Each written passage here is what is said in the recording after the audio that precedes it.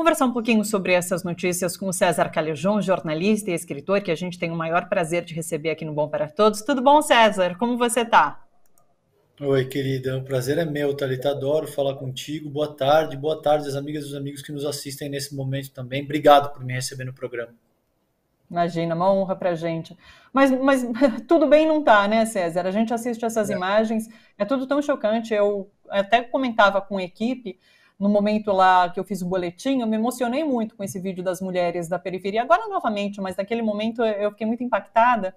E dessa vez eu reparei melhor no rosto das mulheres, acompanhando, inclusive, as falas. E estava todo mundo muito emocionado naquele momento, porque é de uma tristeza imensa, né? Eu ouvi aquela mulher que mais se emocionou falando sobre a dificuldade realmente de chegar lá no mercado, e a cada compra você perceber que tem menos alimentos ali. É muito triste. Até cito o Leandro Fortes, eu acompanhei, ele falou um pouquinho, inclusive ontem, sobre o que está rolando no país, né? E ele participa sempre às segundas aqui com a gente. Hoje ele não pode estar com a gente, mas vou citá-lo. É muito triste que a esquerda tenha como pauta, em pleno século XXI, essa questão da fome, que a gente já devia ter superado, e a gente volta a falar sobre a fome como uma bandeira principal, inclusive, né? De mudança necessária nesse momento, porque não dá para ter as fome, essa carestia, alimentos muito caros, essa história da cebola, agora essas imagens, é tudo muito chocante, né? Então, está vendo esse momento que a gente vive, essa esperança, né, que como a moça ali colocou também, que surge de a gente poder mudar essa situação. Eu queria uma avaliação sua sobre esses últimos tempos. É extremamente triste, de fato, todas essas imagens, e elas são muito sintomáticas, né, Thalita, do momento que a gente vive no país. Vocês viram o Lula aí dizer que a gente tem 116 milhões de pessoas, isso é mais da metade do país. Esses dados não são do PT. Esses dados é de um instituto que chama Rede Pensão, que lida com esse tipo de estatística e estudo. E você tem aí 19 milhões de pessoas em situação de fome absoluta, você tem desses 116 milhões que estão em questão de insegurança alimentar, que é um eufemismo para dizer que as pessoas estão passando fome em diferentes níveis e tal, você tem 18 milhões, são crianças. Então você imagina que o dano que isso causa, sobretudo para as crianças, para a população brasileira mais jovem, é irreversível. Então a gente foi de estar entrando para a quinta maior economia do mundo, com amplas parcelas populacionais brasileiras saindo da linha da pobreza, com o dólar em R$ 3, com a gasolina em R$ 3, com o gás de cozinha de 13 quilos em 45, R$ 50, para esse cenário dantesco que está aí hoje e que possivelmente vai custar caríssimo ao longo dos próximos anos e décadas para o Brasil. Então, quando a gente fala a respeito da fome, por que a gente insiste tanto nessa questão? Porque os efeitos são muito nefastos. E muitas vezes eles são irreversíveis e afetam naturalmente as camadas mais empobrecidas da população.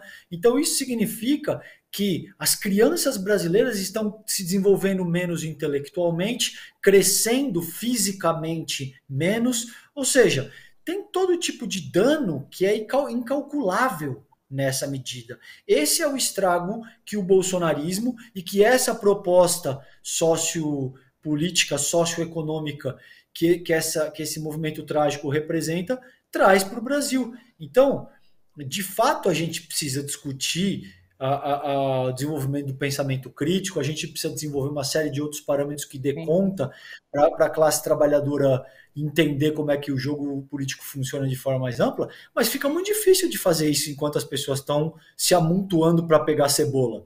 Fica muito É. difícil discutir qualquer tipo de pauta que transcenda a questão da fome e a questão ao acesso à infraestrutura civil básica para todos os efeitos, quando essas necessidades não estão atendidas.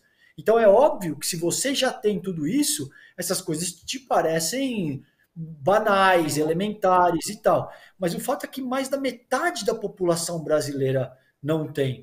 E como é possível, Thalita, aí eu te pergunto nesse sentido, que Se você tem 213 milhões de habitantes, 116 milhões de pessoas estão com problema para se alimentar adequadamente, como é possível que um terço dessa população, ou 25% ou 30%, ainda apoie o governo genocida que criou todo esse problema, entende?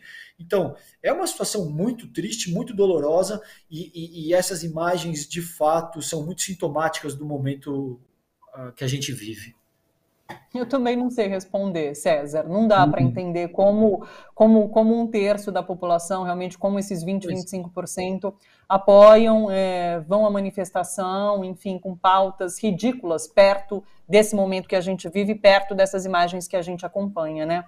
E trazendo essa questão da fome como uma bandeira importante de discussão nessa eleição, você acredita que, inclusive, é uma estratégia interessante, importante, política, trazer sempre esse tema? Porque ali no ato 1º de maio das centrais, isso foi bastante marcante. Lula tem trazido muito essa questão da fome, né?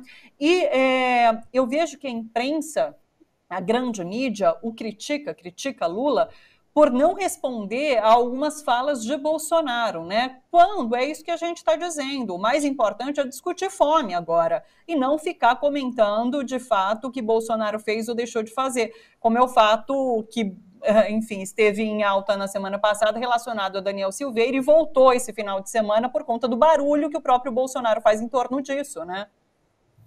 Eu concordo. De fato, é mais fácil criticar quando você nunca passou fome. Então, Sim, isso não tá no teu radar.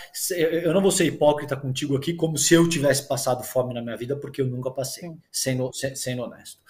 Mas é óbvio que quando você. O Lula é um símbolo da luta contra a fome, não só no Brasil, mas no mundo, Thalita.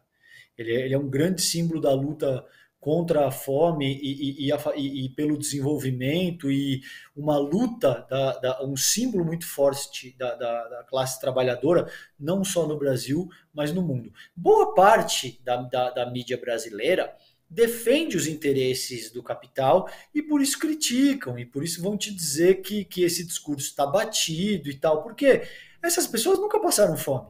Então, pouco importa se tem gente passando fome, contanto que os interesses deles não sejam atingidos, eles acham que isso é retórica vazia e tal. Agora você viu as pessoas ali da comunidade que o Lula visitou, via de regra, são pessoas mais empobrecidas e que elas te dizem.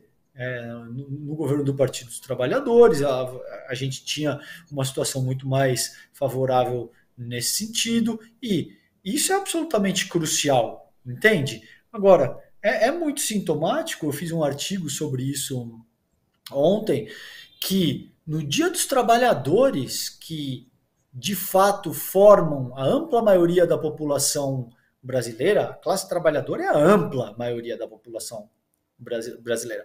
Mesmo pessoas da classe média que eventualmente tendem a achar que são burgueses ou grandes capitalistas, são trabalhadores. Então, a esmagadora maioria da população brasileira é a classe trabalhadora. É muito sintomático que nesse dia o bolsonarismo vem à rua para defender o indulto ao Daniel Silveira, entende? E que não cite um único aspecto referente ao sofrimento que a classe trabalhadora está passando, a carestia que está imposta, sobretudo a partir do golpe parlamentar de 2016. E tudo isso é muito sintomático. Então veja que, para muito além de um mero embate de forças, os movimentos de ontem, do 1º de maio, eles te dão conta de explicitar as diferenças entre a campanha bolsonarista e a campanha do Lula. O Lula está falando de desenvolvimento, de democracia, do combate à fome, de todo tipo de parâmetro social que cabe a um estadista fomentar, refletir e endereçar, em última análise. O Bolsonaro, na ausência de ter o que mostrar, fica fazendo esse tipo de cortina de fumaça. O ataque ao STF, o indulto ao Daniel Silveira.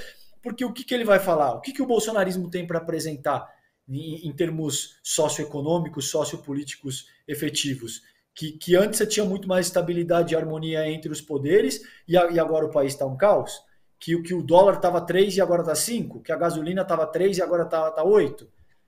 Enfim, Não tem muito que essa gente possa mostrar. Então, para muito além desse embate de forças, o que os movimentos de ontem denotam com muita força é essa diferença entre o que o bolsonarismo avança e defende e o que o governo do Partido dos Trabalhadores e o Lula avançam e defendem. Perfeito, e eu acho que é essa análise necessária de se ter nesse momento. Eu vejo muita gente fazendo comparativo em relação ao tamanho das manifestações, mas nós sempre soubemos que o bolsonarismo é barulhento. Essas pessoas vão para as ruas por não encontrar, inclusive, outras formas de se manifestar e porque se encontram ali entre iguais, né? O que não acontece na ampla sociedade. Então, eles são barulhentos, isso vai ser maior de fato.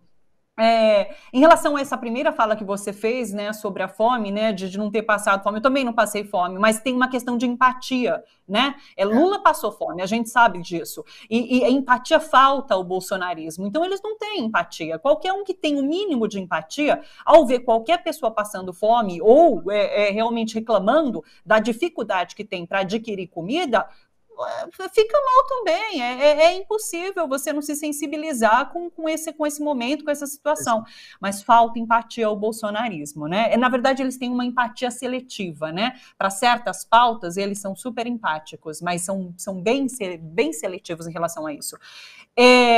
Eu ia falar sobre a questão do aborto, mas vou deixar para lá, né? Porque tinha gente circulando com a questão dos fetos lá, né? Para ser empático com o feto eles são, mas para ser empático com a criança morta pela polícia no Rio de Janeiro eles não são. Então tá aí feita a minha crítica também. Você sabe que eu li, César, o Hélio Gaspari na coluna da Folha nessa semana, e ele trouxe esse alerta, e eu acho super importante a gente trazer isso também, né? A gente tem falado muito sobre os questionamentos que Bolsonaro tem feito em relação ao resultado da eleição. E o Hélio Gaspari, na Folha, coloca como certo isso, né? Olha só, dia 3 de outubro, o primeiro turno é dia 2, né? Dia 3 de outubro, pode ter certeza que Bolsonaro vai questionar o resultado caso não seja eleito.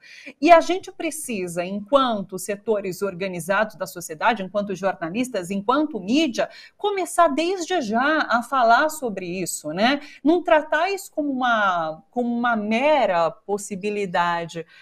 A Cissa está aqui me falando que o Sérgio Nobre, durante ali a fala dele, falando sobre a criação de núcleos, né, de defesa da democracia, fala também sobre essa possibilidade. É isso, eu acho maior do que uma possibilidade. A gente discute assim como uma possibilidade, mas eu também vejo isso como algo certo que vai acontecer, né? E eu quero te ouvir também sobre esse assunto. Sim, eu acho que é certo. Eu concordo contigo, a gente vem falando disso. Eu lembro de conversar contigo ainda em setembro do ano passado, há 6, 7 meses, e dizendo que o bolsonarismo reproduziria o Capitólio, o que aconteceu no Capitólio no dia 6 de janeiro de 2021, agora em janeiro de 2023 no Brasil. Me parece que é certo.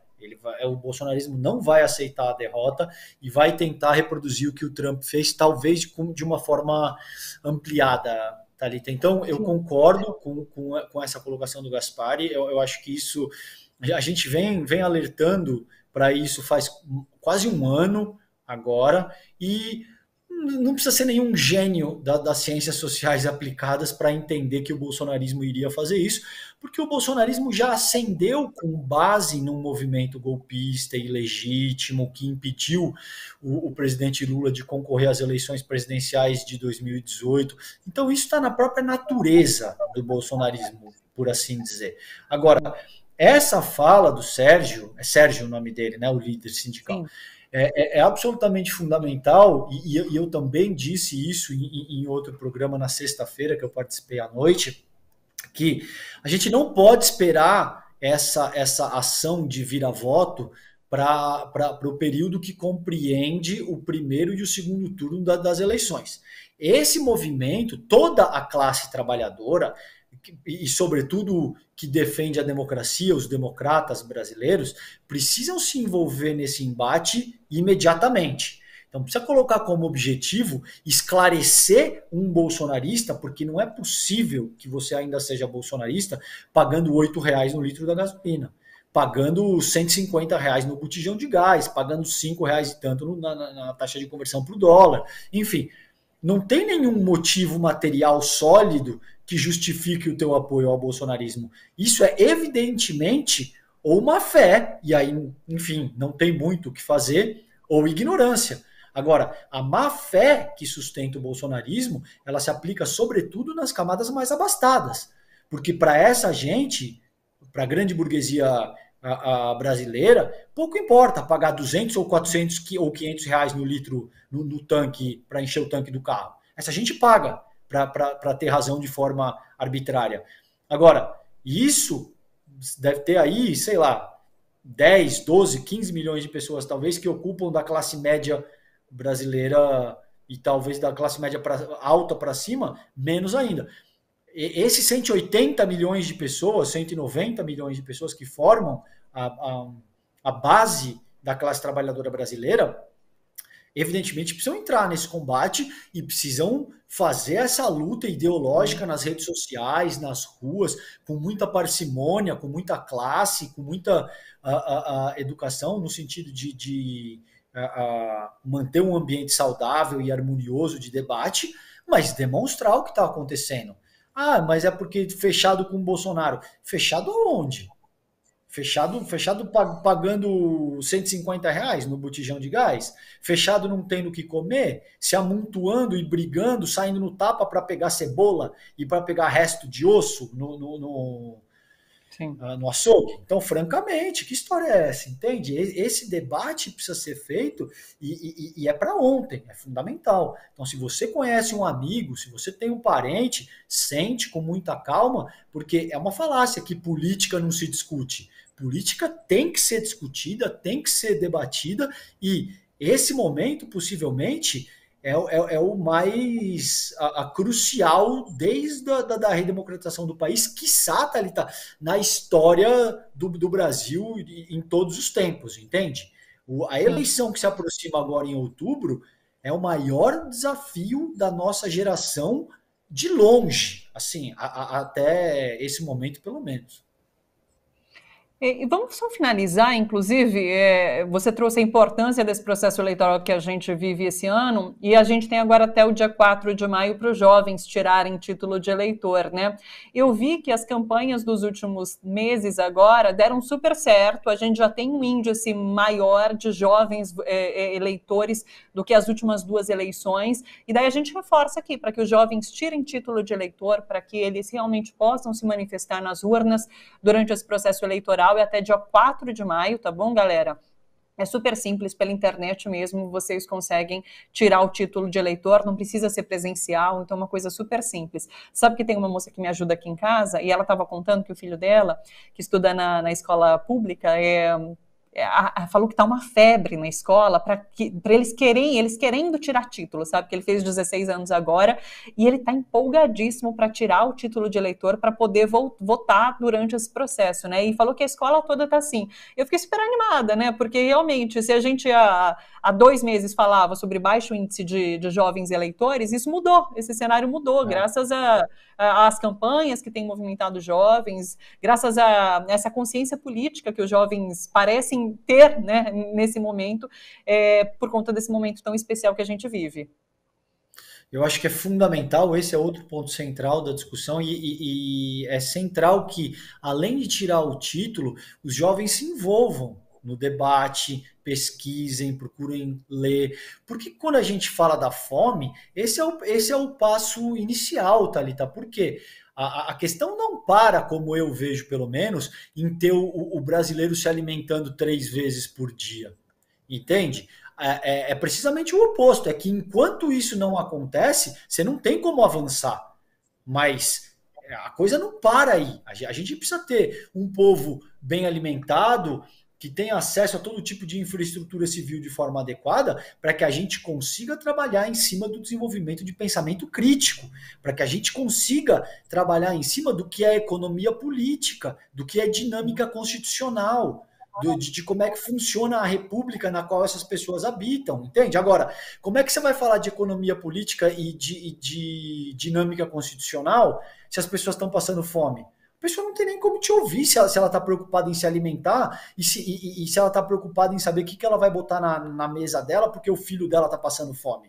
É desumano endereçar qualquer outra questão enquanto todas essas a demandas essenciais não estiverem atendidas. Agora, uma vez que elas estiverem atendidas, a coisa não para aí e a gente precisa avançar em ampla medida nesse sentido. Para isso, a população jovem, essas pessoas que hoje estão com 16, 17, 18 anos, têm um papel fundamental e precisam se envolver sobremaneira na disputa que está sendo travada, porque a depender do que vai acontecer agora em outubro, esse é o país que essas pessoas vão herdar e são as principais interessadas nessa medida.